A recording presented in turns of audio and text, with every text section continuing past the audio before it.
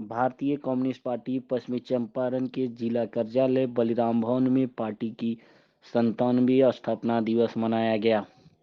इस अवसर पर सर्वप्रथम पार्टी का झंडा फहराया गया।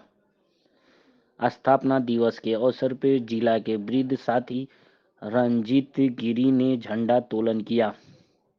इसके बाद एक विचार गोष्ठी का आयोजन किया गया, जिसमें 1925 से लेकर 2022 तक के गौरवशाली इतिहास पर प्रकाश डाला गया।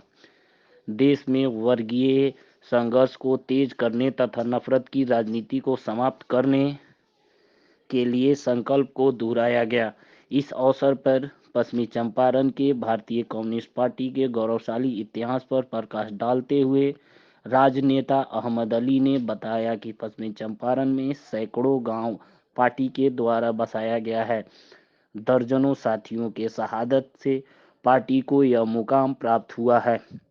देश में बढ़ती महंगाई, बेरोजगारी, भ्रष्टाचार एवं नफरत की राजनीति के खिलाफ संघर्ष तेज करने का आह्वान किया गया।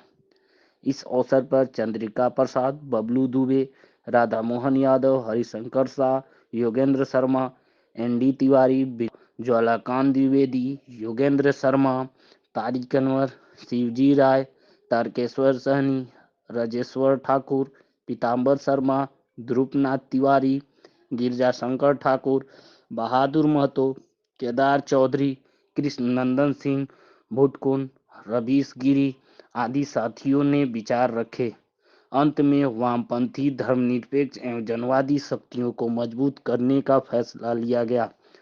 भारतीय कम्युनिस्ट पार्टी के राज्य स्तरीय नेता चंद्रशेखर सिंह की जयंती को अवसर पर श्रद्धांजलि दी गई।